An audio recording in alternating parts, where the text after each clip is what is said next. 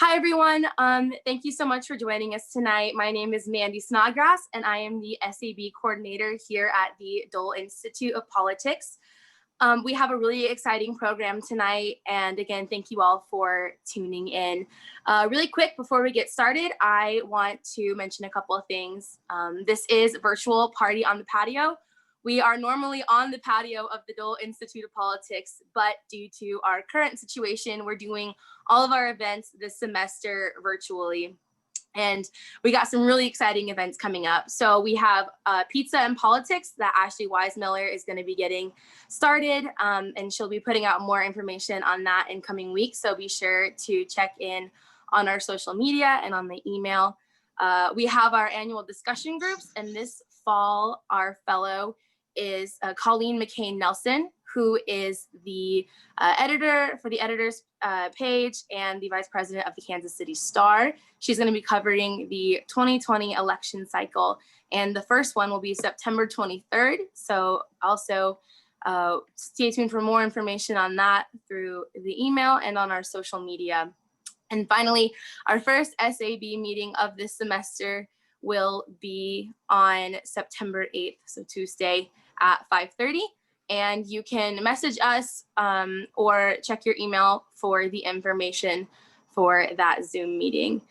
We have a really, really exciting event lined up tonight, an incredible guests. And before we get to that, though, we are going to hear from a couple of our main players here at the Dole Institute. So first and foremost, I want to welcome the director of the Dole Institute, Bill Lacey. Thank you, Mandy. It's great to be here tonight with everybody, although I wish we were all together at the Dole Institute. Like Mandy said, circumstances don't allow that. But you'll get over to the Dole Institute sometime soon, I know, and it's a remarkable place. It's magical. It's so much fun, and we give so many opportunities to students that you don't want to miss out on it. You know, our mission is really unique for a political institute. We focus on bipartisanship, we focus on civility, we focus on being open-minded and respecting other points of view, and we focus on philosophical balance. And we do a lot of public programming. And our public programming is all designed so that students have opportunities to interact with our guests, like tonight. They have a chance to learn about politics. And really, what we try to do every day at the Dole Institute is we try to give students tools to make a difference. Let me say that again, because that's the most important thing I can leave with you tonight. We give students tools to make a difference. You'll learn from staff, you'll learn from other students, you'll learn from the extraordinary guests that we have. We typically have over 60 programs a year. And it's just fantastic opportunity for students. And it's more important now than ever. There's a huge election going on this year. We have an unprecedented pandemic in our lifetime going on. We have economic challenges because of the pandemic. And of course, we have now the fight for racial justice and equality. And all of these things are really critical. And they're just bubbling to the surface here in 2020. Right as you're coming back to school, and you'll have an opportunity by associating with the Dole Institute to learn a lot about all of these topics and issues. But as I said, most importantly, you'll have the chance to get tools that will help make a difference in your life and your career. You know, Alex Burns, our guest and I first met back in 2008. He was a student at Harvard University. I met him at the post-election conference. Now, just think about that. In 12 years, he went from being a student to being one of the top political correspondents in the United States. Every one of you has that within you, if that's what you want. We have students running US Senate campaigns. We have former students running all kinds of levels of other campaigns. We have them working in advocacy groups and policy groups. I mean, the opportunities are really endless. The main thing to know about the Dole Institute is that we've worked hard to build a student culture that is built around students and that focuses on students. We always have a student welcome before every program. We'll do that on our virtual programs as well. And we're talking about adding a student good night on our virtual programs as well. So there's lots of opportunities. Once things are back to normal, you'll get lots of free food, lots of opportunity to come to dinners, receptions, interact with people, learn how to network. You get all of those life skills at the Dole Institute. You get a lot out of it. We try really hard to create that welcoming culture for students and great opportunities for students. And it's a team-wide effort. We have a tremendous team. And I am very pleased tonight to be able to introduce a very good friend, a colleague, someone who I have immense respect for, and I've worked with now for 16 years at the Dole Institute, and she and I are the unindicted co-conspirators at the Dole Institute, if you will. So I am very pleased to welcome now our Senior Associate Director, Dr. and Representative Barbara Ballard. Barbara? Thank you very much, Bill. And I will say to you that for those of you who have not had the opportunity to meet Bill Lacey, I hope you'll have that opportunity very soon. You know, there's a lot of things people say you want, but he is someone you really want to know because of his contacts, the people that he works with, and just how much he'll be able to help you. So it is a pleasure for me to work with Bill Lacey. And I just hope that you will keep that in mind. And the first opportunity you have to meet him, that you will do so. Of course, the students who know him already, you know what I'm saying, and you can verify that I'm telling you something that is really true. Well, I'll say good evening to you, and I'm so sorry that you can't be outside meeting by our wonderful pond, but you will have another opportunity to do that as well. I'm responsible for civic engagement, also promoting public service. In fact, civic engagement is in the mission statement of the Dole Institute of Politics. That's how important we think it is. We have lots of events coming up, as you have heard, but part of it is KU Leadership and Civic Engagement Month this year. As you heard Bill say, that this is all really important. This election and voting is also important. So we'll be putting together lots of programs, activities, opportunities for you to get involved on campus and in the community.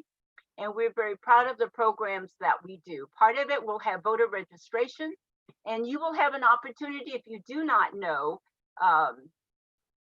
Jessica Geiger, who was the Hemingway Public Service Award recipient, she will be helping with this month of activities and everything else. And we'll do voter registration, get out the vote, and please know about the presidential debates you'll hear about. Presidential debates are extremely important. There are three.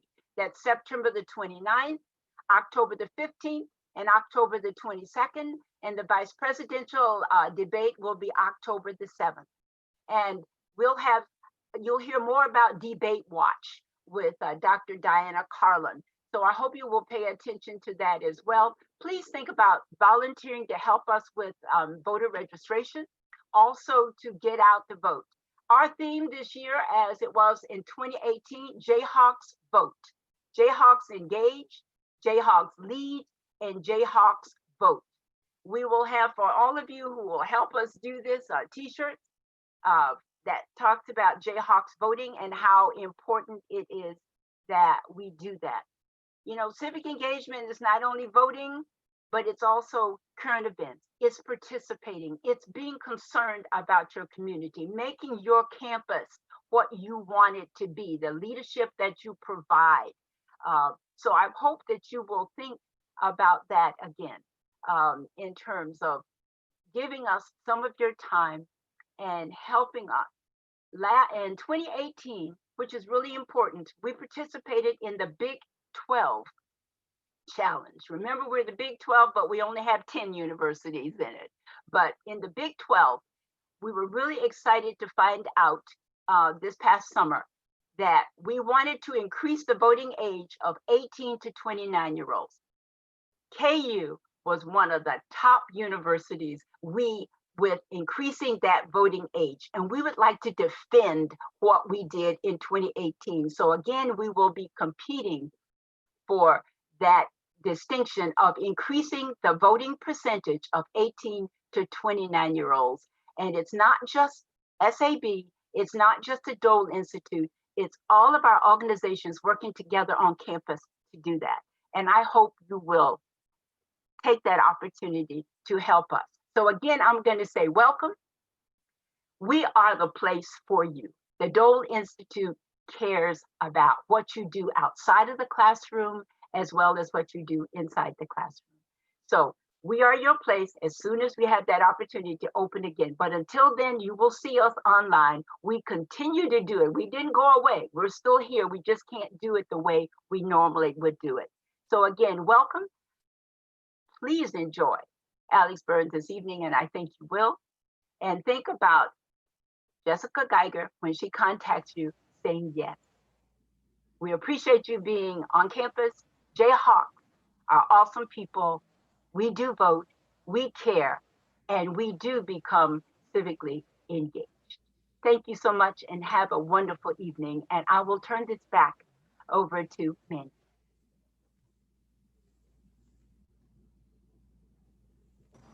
Well, thank you so much for your remarks, Bill and Barbara. These two are remarkable leaders and role models for everyone involved in the SAB.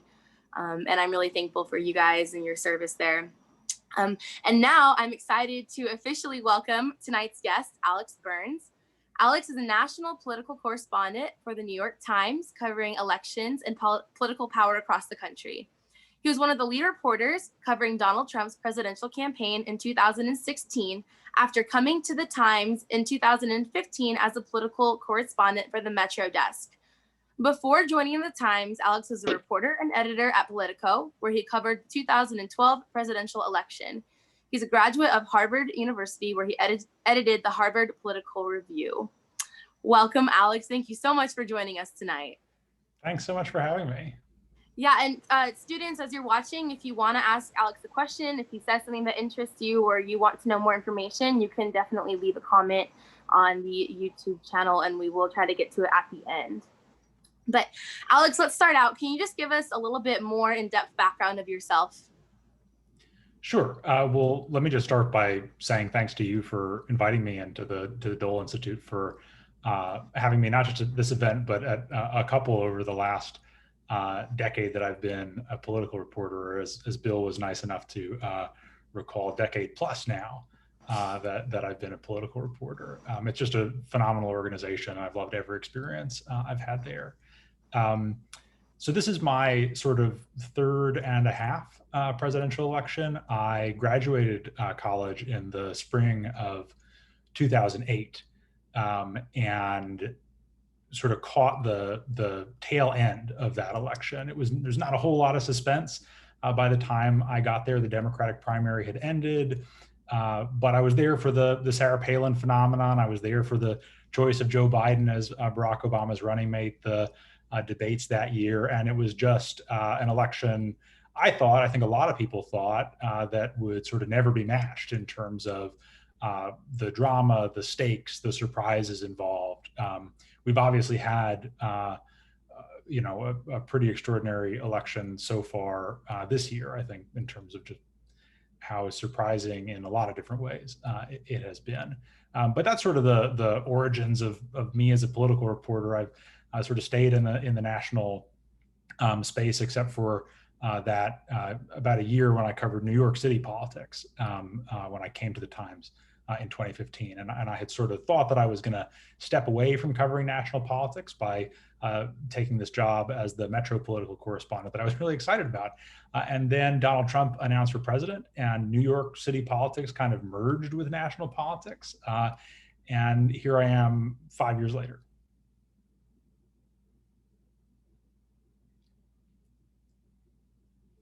I can't hear you. Sorry about that. Yeah. Do you have a specifically a most memorable moment thus far in your time in journalism? Oh gosh, that's a tough question. I think I would say a couple. I think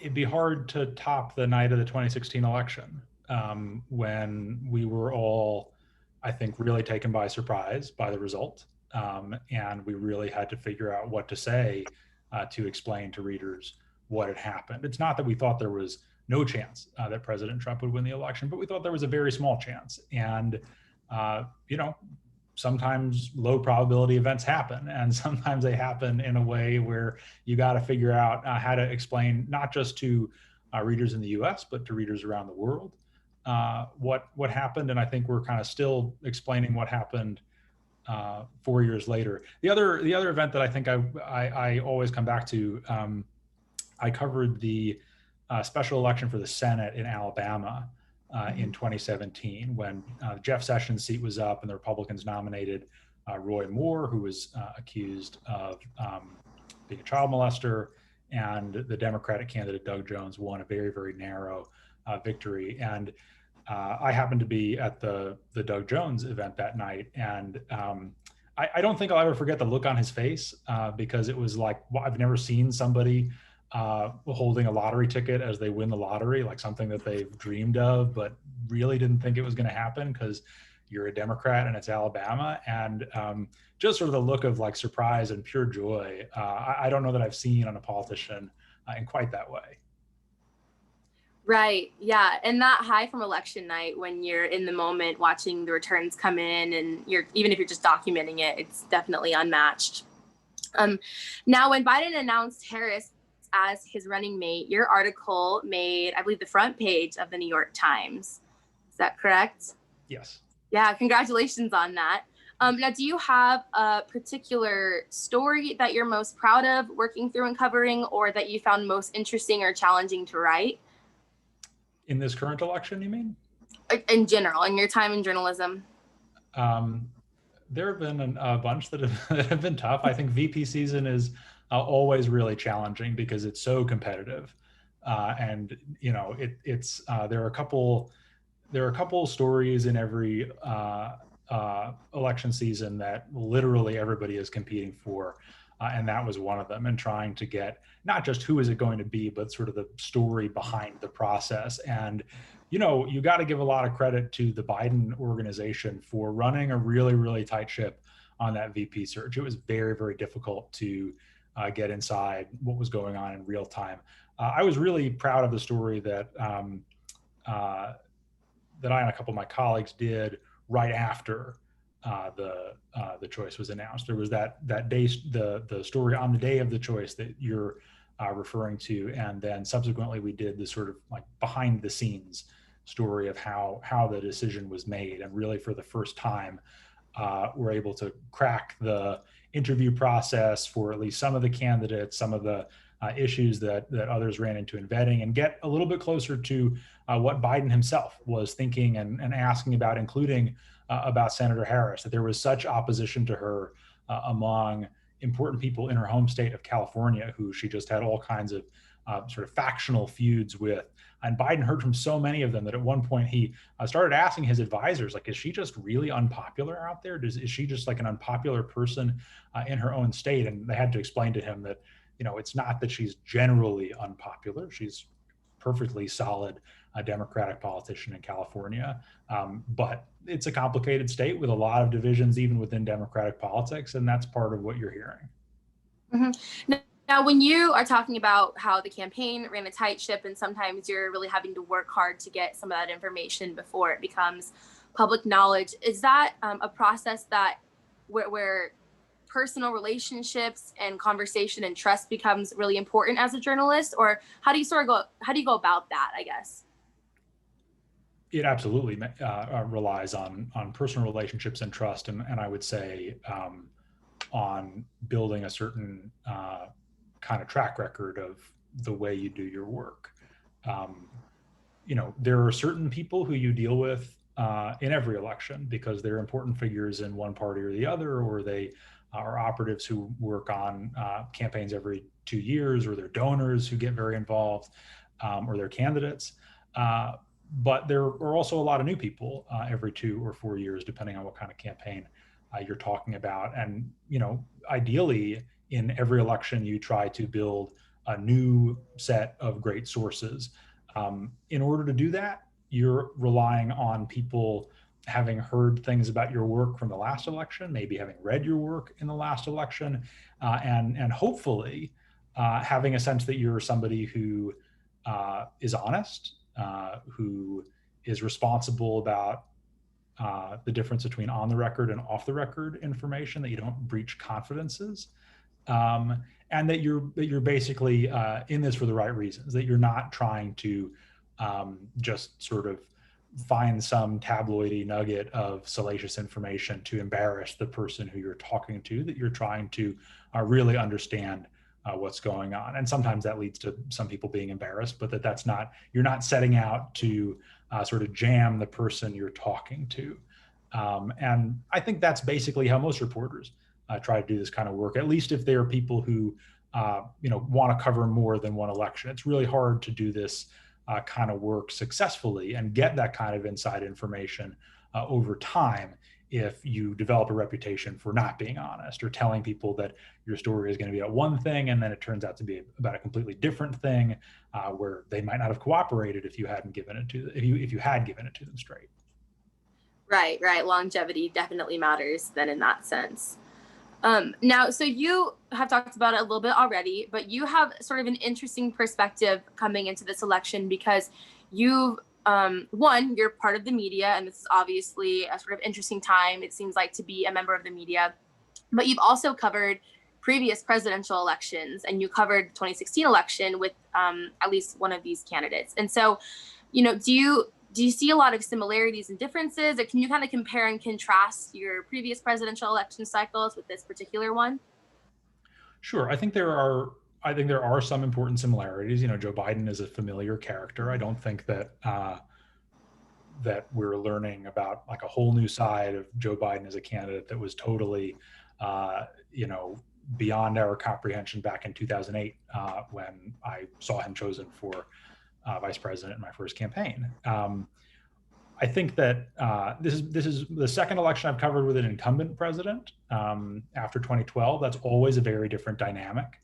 And it's the first that I've covered with an incumbent Republican president. Again, a different dynamic. And of course, in this case, the incumbent Republican president is Donald Trump. So that kind of defies all kinds of precedent. I think that the thing that is that has been most confounding for people in the media and just sort of difficult to adjust to about this election is actually how stable it is and how much these enormous external events that you would think would totally transform American politics have not totally blown up the race that we're in, that our lives have changed in basically every way since March when the Democratic primaries ended. At least I know my life has.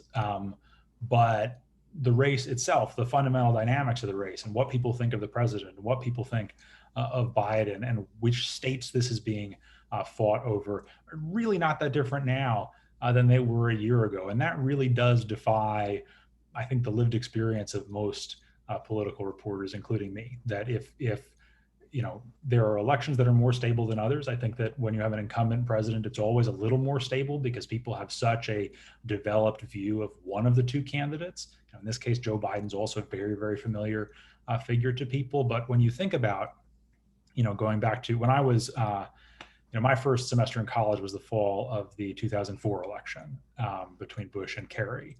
And that was an up and down race for months. And it was really close all the way to the end.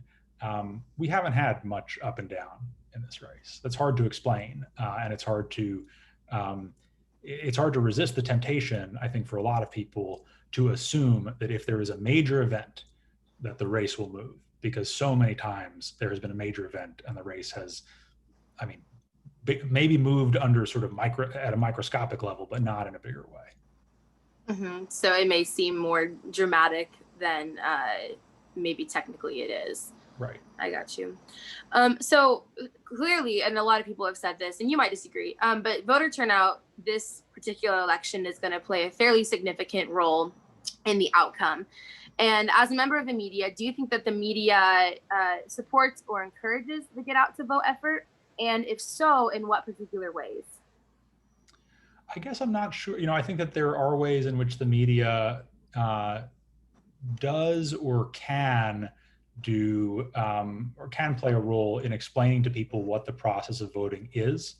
And ideally, in doing that, you make it more accessible for people who may be casual voters, who may not know about early voting or absentee voting, or even what the polling hours are in their state. And, I do think it's a staple, especially of local news coverage, that, when it's the first day of the early voting period in Georgia, you can bet that Atlanta TV is going to be all over the fact that the early voting period has opened. I think that one crucial role that the media plays, that there is some complexity to in terms of encouraging voting, is explaining what voter suppression is and explaining the hurdles to voting in different places, because there are advocates of voting rights who believe, who worry at least, that if you emphasize how difficult it can be to vote, that you deter people from voting because they see in the news or they hear from a politician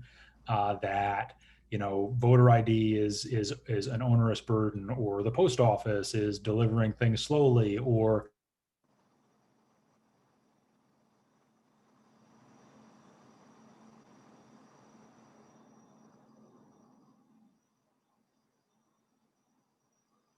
sounds like it's too difficult for me. And that's the place where I think it is important, both for the media and frankly, more importantly, for campaigns and for voting rights advocacy groups, and ideally civic leaders of all political persuasions, to really actively try to explain to people what they can do to make it easier for them to vote and encourage people to participate. Mm-hmm. Right. Yeah, that makes sense. Now, so we touched on a little bit of some of the circumstances right now. It may seem more extreme than it might actually be. But in an increasingly hostile political climate, which I think is pretty widely agreed upon, how do you personally, or how do you think other reporters, separate politics from truth and facts when interviewing, reporting, writing stories, etc.? I think if you look at our coverage of the two conventions over the last 2 weeks, and particularly of the Republican convention last week, I think that you will see a much more direct reckoning with falsehoods from one candidate or another, or supporters of one candidate, than you would have seen in the past. I think that they're to have in the, I think by any conventional assessment, to have in the second or third paragraph of a front page newspaper story a statement that speaker at one of the conventions, or perhaps the nominee at one of the conventions, was consistently pushing false information about their opponent, that was not really that's not really standard language for newspapers, in part because it's never been as true as it is now. That there is a great American political tradition, and really political tradition in democracies all around the world, of exaggerating or caricaturing or belittling your opponent. I think that there are a lot of people who would look back, for instance, at the 2004 election as an instance where John Kerry was really caricatured into somebody who was barely recognizable to people who knew him well, but where it wouldn't necessarily have been appropriate for most of the time to say this is false or this is a lie. I think that we're getting much more direct about that, and I think there is the sense, I when I was a college student, was sort of the advent of PolitiFact and the sort of full service fact checking operation that you see at some fact checking verticals that you see at some news outlets, including my own. But I think there has been a sense now, and I think it's appropriate, that you can't just do a news story about what was said and the political strategy behind it, and then separately do an article that's a fact check. That you have to do them all at the same time. And if there's more fact checking to be done, then you do that separately, because there's a limit to what you can do in a 1,400 word story, but that you do have to do some of that in the 1,400 word story. That if all you do is paraphrase President Trump's convention speech and explain the political theory behind it, that you're really letting down the reader, because if part of that theory of how you campaign in this election is by saying stuff that's just not true, we shouldn't just treat that as some clever tactic. Right. Now gearing this towards our students who are watching, especially the students who are journalism students or involved in particular media track, how would you advise them to explore stories that they're interested in covering through or with discernment, so that they can separate maybe a political leaning or belief, or on the other side, if they're interviewing somebody, if they have a particular partisanship, then how do you encourage them or advise them to separate fact from politics as they're learning to be a reporter? So I think a couple things, and I would really limit this to being a political reporter, because that's what my experience is. I think that there are reporters who, I personally don't think I find it all that difficult to separate, my own personal reactions to things from the job that I have. I don't know that I would find that as easy if I were covering, not campaigns, but if I were covering some terrible tragedy where you were dealing with people who were the victims of some obvious injustice, that's not an experience I've had. I don't want to pretend that that I can speak broadly about what it means to sort of leave your own feelings at the door. In terms of being a political reporter, I think that I guess I would say two things. One is I think it's crucial to, and this might sound trite, but I think it's crucial to really anchor everything you do in demonstrable, reported, reliable fact. And that's not just a matter of sort of bias from the left and right. There are all kinds of bias in media, that relate to, wanting a big story or wanting an election to be interesting or tumultuous, or for there to be more conflict.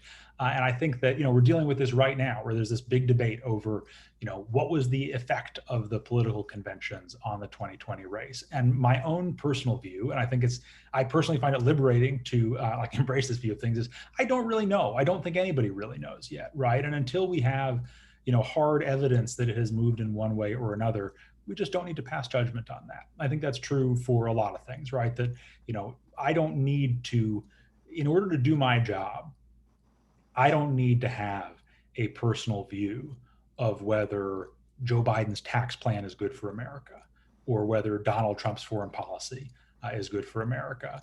Whether or not I have those views is sort of irrelevant to explaining them to a reader and interrogating them in a skeptical way. The other thing I think is important is to have a pretty consistent, is to have a consistent set of assumptions and standards, irrespective of what party you're dealing with and what point in the election you are working in. And by that I mean, and just to reach for the polling example again, when you follow people on social media, it's very easy to sort of, the information that's out there is like one great buffet. And if people only want to choose dessert, they can only choose dessert. If people only want to choose polls that suggest one outcome is coming, if someone takes the view, for instance, that the civil disturbance in Kenosha and the burning of buildings there is going to doom Joe Biden, you can pick out all the headlines you want to support that conclusion. If you want to support the idea, if you want to push the idea that all of that's irrelevant, and in fact, people are more upset about the president's sort of conspiracy theories and appeals to racism than they are about rioting, you can piece that together too.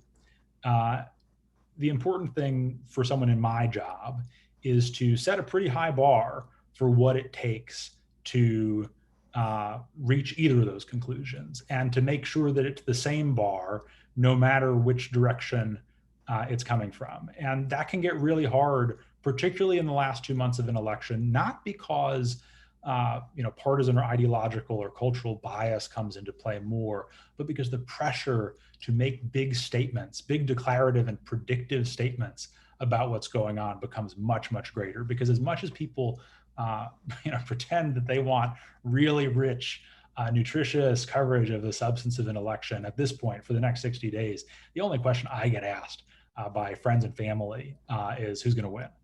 And you really just got to resist going there. Right, exactly. Now, putting politics aside, and just from sort of a media and journalistic perspective, where do you see the role of the newspaper in the future? Well, that's kind of an existential question for a lot of us. Right. Look, I think that the newspapers that we are in an ongoing national crisis in the media industry generally, but I think the newspaper industry in particular. I'm really fortunate to work at a place that is doing okay under these circumstances, and I think that it's pretty clear that for a place like the Times, the future is about continuing to be seen in the U.S. and internationally as an utterly reliable source of breaking news, investigative reporting, and deep enterprise journalism on the most important stories of the day from all over the place. I think that, and that means doing that work on, a whole bunch of different platforms at once and continuing to adapt to different media consumption habits. I don't think I've told this story. I know that I've not told the story in public before, but I interviewed for an internship one summer in college. I think it was the summer of it's either the summer of 2005 or 2006. And I wasn't that interested in the internship, but I went to the interview because it's hard to find an internship in media. And they asked me, where do you see the future of political blogs? And I said, I don't really see that going anywhere because it's, I saw it as this like cloistered niche medium where like, it's people who all think the same way, gravitating towards areas of interest. And I guess I was right about that part, but I was totally wrong about the fact that it had no future, because less than a decade later, I was a blogger covering the 2012 election for Politico. So I don't, I'm not like a super imaginative person about the future of media, at least going by that anecdote. But the great crisis in newspapers is regional and local papers. And I think it's a real tragedy that so many of the companies that own regional and local newspapers have made just catastrophic financial and business choices over the years, because there is really no place where it's more important for people to have up-to-date, reliable information than in their own communities, and that's getting harder and harder. So that is a vacuum in a lot of parts of this country that is going to need to be filled one way or another, and I don't know how that's going to happen. Right, that makes sense. Now, on a more general sense, my last question before we hear from some of our members and their questions, what is one piece of advice that you would give to students who want to get involved in journalism or the media, especially knowing sort of the situation we're in right now as a country graduating college? I will give the same advice that I got when I was a student, which was read as much as possible. Not just in the specific subject area that you're interested in, but just try to expose yourself to as many different kinds of journalistic writing as you can. Be open-minded about the sources that you're reading from. That if you are a more conservative person, you should read liberal opinion journalism too. If you're a more liberal person, you should read conservative writers as well, because it gives you a sense of what's good writing, what's bad writing, what's persuasive, what's entertaining, and sort of how to structure arguments if you're inclined to go in the direction of opinion. And if you're inclined to go in the direction of reporting, this is maybe a little more personal than broadly applicable, but I'm a fairly introverted person. I don't find it easy to talk to strangers. And this is a tough line of work to be in if you're somebody who doesn't love talking to strangers. That when I was a new reporter, I used to really dread having to pick up the phone and cold call somebody who I didn't know. And I've obviously gotten over that over time, but only through repetition and practice. And so I guess I would say if you're somebody who finds that part of things challenging, I would push yourself to sort of pick up the phone in that scary way as early as you can and as often as you can, because you'll get over it and it will feel really weird for a while. And when it's over, it will be kind of a funny thing about you and the fact that you have chosen a profession where you have to talk to strangers and do your work in public, even though those are not things that come naturally to you. Awesome. Well, now we're going to move on to some of our student questions. So this is from Jessica Geiger. She said, I became familiar with you through episodes of the New York Times The Daily Podcast. How do you feel about using podcasts as a vehicle to disseminate news? And do you feel as though this format can better tell some stories as opposed to just a traditional news format? She said, also, is Michael Barbro's voice as dreamy in real life as it is on the podcast? Well, I'll take the last part of that first. And the answer is yes. It's like an opera singer in his prime, but in a different medium.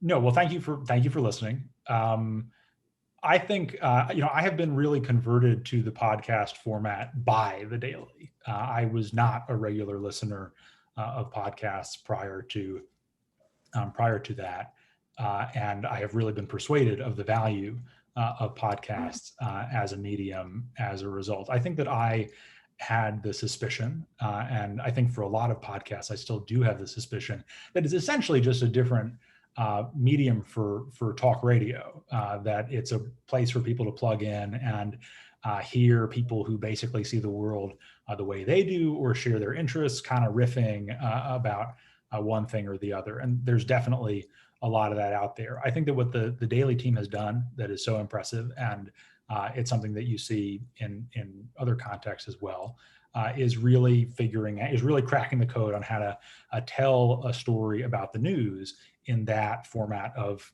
20 or 30 minutes of audio. I think there are times, I think about an episode that we did, I think it was January or February, maybe a little earlier than that, about the intensity of Bernie Sanders support and explaining where it comes from. And they had gone out and done a lot of reporting at his big comeback rally in, I guess it would have been earlier than this. It was a big comeback rally in Long Island City and Queens after he returned to the trail after his heart attack. And I didn't know what audio from voters they were going to use before we started putting the episode together. And when I heard the voices that they had found, they were saying very familiar things that I have heard Sanders voters say many times about why they believe so much in him, why him over another very progressive candidate like Elizabeth Warren, what they think about Joe Biden. But actually hearing it is different from reading it. And I think that there's a way that people express themselves and a way that you sort of capture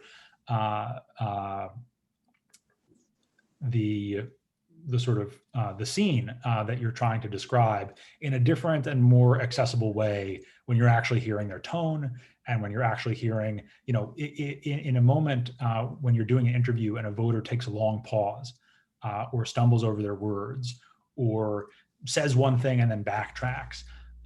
It can often be really hard to convey that in print. And if you do, it often sounds like you're being kind of snarky about it.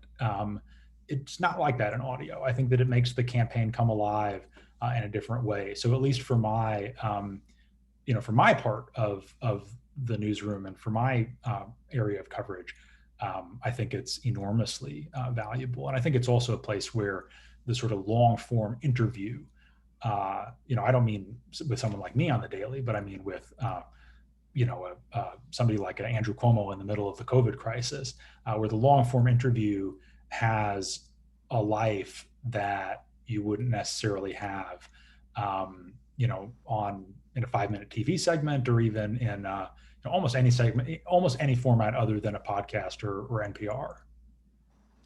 Right, for sure. Now, our member Michael S. Would like to know what your thoughts are on Trump's shift to a law and order election strategy. Do you think that will help or hurt his chances at the presidency? So the short answer is I don't know. And I think that might be the kind of thing that we won't really know until election night. What I think we can say about his law and order strategy is one, that it's not terribly surprising. This has been his consistent go-to since his first campaign for office, and really since his first sort of ventures into the political arena in New York in the 1980s, when he was a very wealthy, very publicity-hungry guy with some thoughts on crime. This is a go-to for him, and particularly the dimension of this that really gets into pretty racially divisive territory. That is inertia tends to take him there.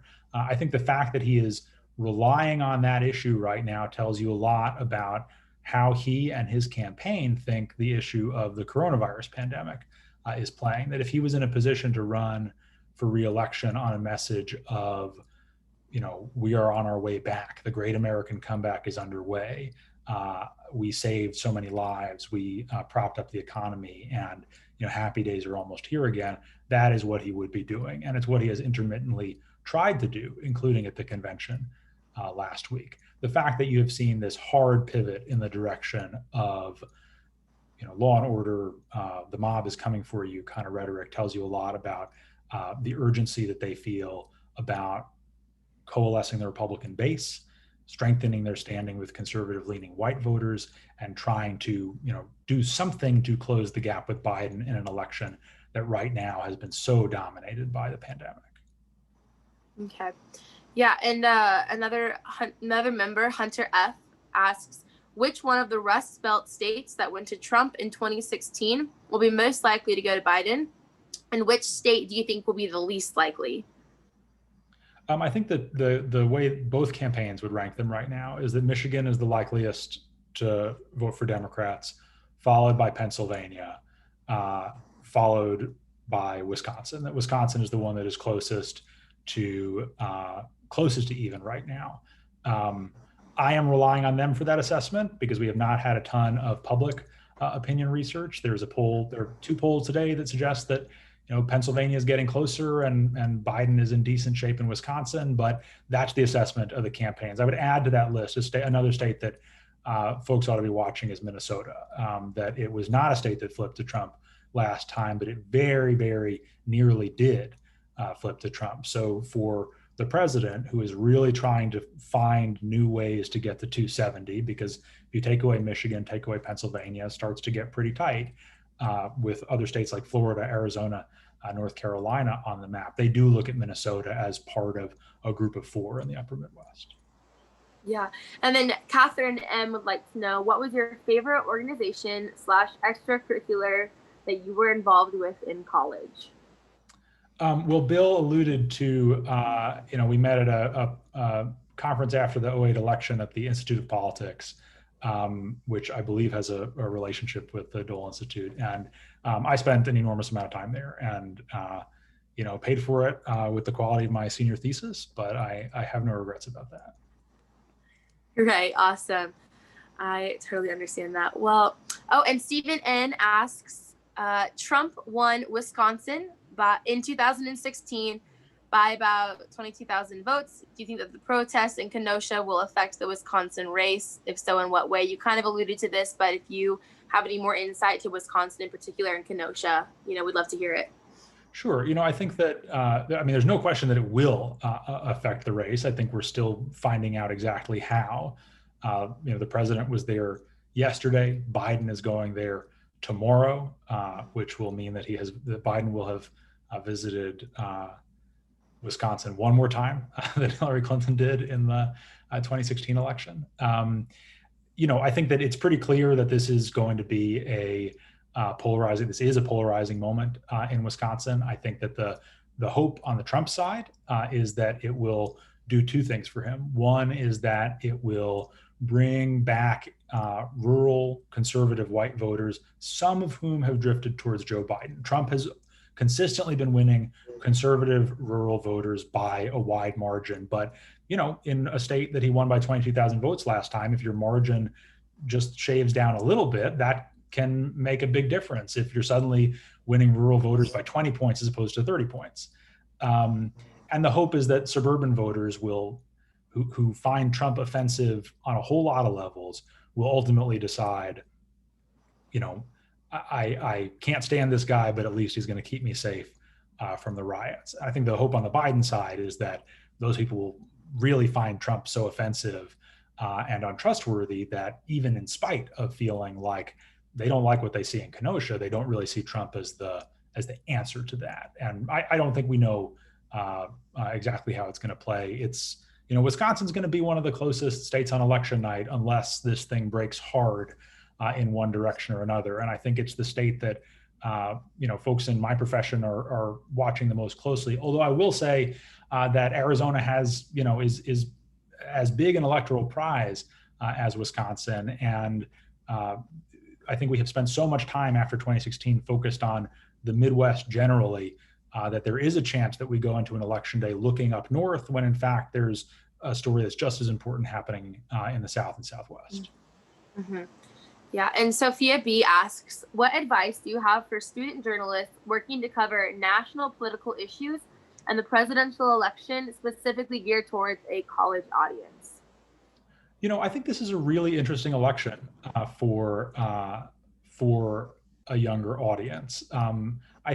For a couple reasons. This is obviously a moment of enormous political mobilization among young people. And when you look at the gulf in values and priorities between voters, certainly voters under 30, but even voters under 40, and an older generation of voters over 60, voters over 70, it's just staggering the differences in attitudes basically across the board, that whatever happens in this election, it's pretty obvious that this country is headed for a pretty massive political swerve in the years ahead because of that gulf in values. That political energy is intersecting with an election where no matter who wins, the president's going to be well into their 70s and maybe pretty close to 80. That if Democrats keep control of the House and Joe Biden is the president and Mitch McConnell is the Senate Majority Leader, the Republicans hold on to the Senate, you will have the top three people in government either above or on the doorstep of 80 years old. So this is, an unbelievably, let's just say, long tenured group of political leaders taking over the country at a moment of imminent, massive generational change. I don't think that is an angle that has been covered thoroughly in the national press. I think that it is almost impossible to cover it exhaustively in the context of this kind of election. And I think that as a college journalist, you have a specific and special kind of vantage point on that set of tensions.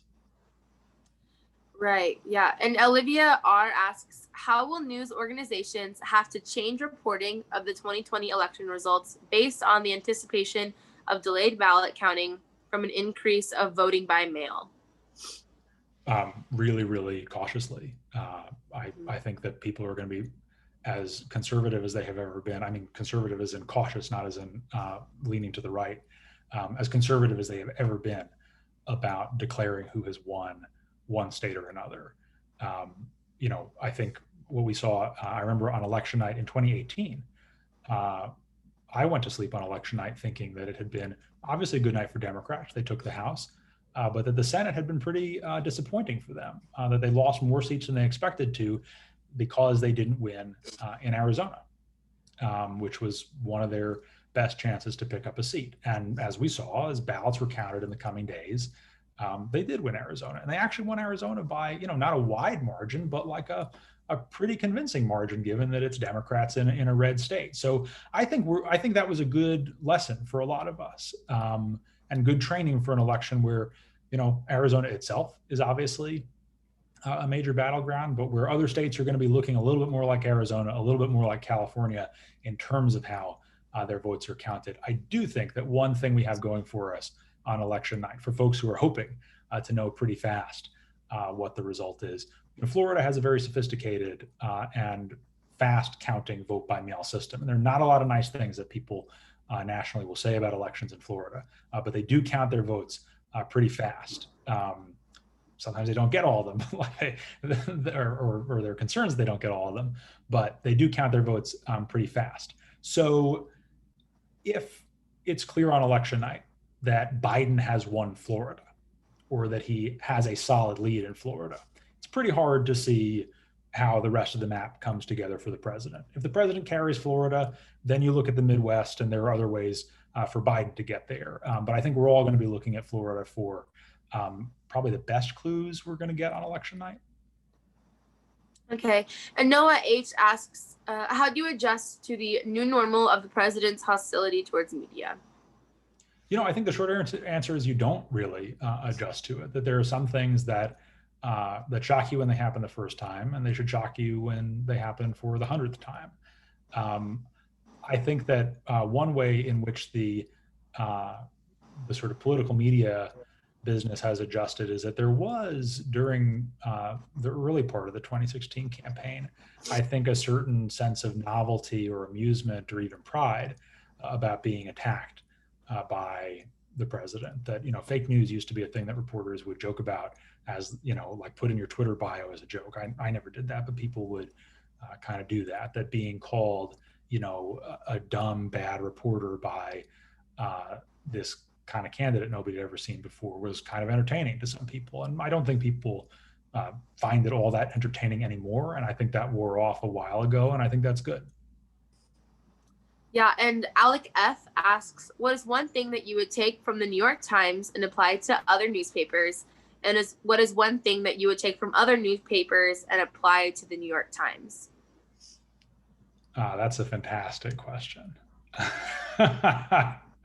That's a really good question. And it's a question that could get me in a lot of trouble. Look, in terms of what I would take from other papers and apply to, let me just broaden this out a little bit and say not just the New York Times, but to national media generally. There are a small number of big national newspapers with a lot of financial resources and a lot of people on staff. I think that we have to be really careful about projecting the perspective of our subscribing audience or from our geographic, the audience where we are geographically centered onto the rest of the country. And I think there's a lot that, not just the Times, other news organizations can learn and can continue to learn from local and regional papers that are the closest to the ground. To be honest, I don't feel terribly comfortable telling local and regional papers how they should be more like the New York Times, because I think that there are a lot of local and regional papers that are doing a great job under really, really trying circumstances. And I think that one thing that the national media can stand to do better generally is spend less time thinking that everybody should cover elections or anything exactly the way we do, because we have resources that are distinctive, and we have blind spots that are distinctive, and we don't get everything right all the time. Great. Well, thank you so much for joining us. You've been an awesome guest, and I just really appreciate you taking the time to join us. I know you're an hour ahead of us.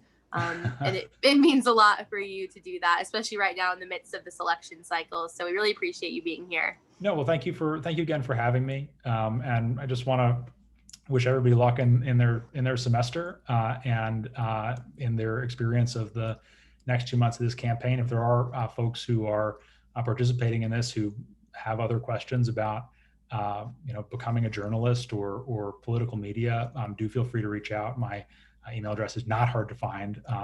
So I'll hopefully look forward to being useful in the future.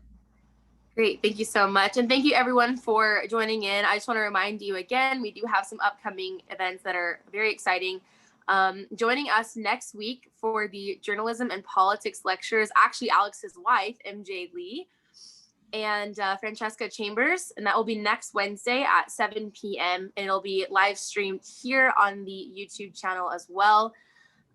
Tomorrow at 3 p.m. we have an installment of the Fort Leavenworth Military History series on the turning point of the Cold War. So if you're interested in military history, national security, I definitely recommend that. They're awesome events. And again, SAB members, we have pizza and politics discussion groups coming up, and our first SAB meeting of the semester, Tuesday at 5:30 p.m. So thank you again to everyone tuned in tonight, and I hope you all have a great evening.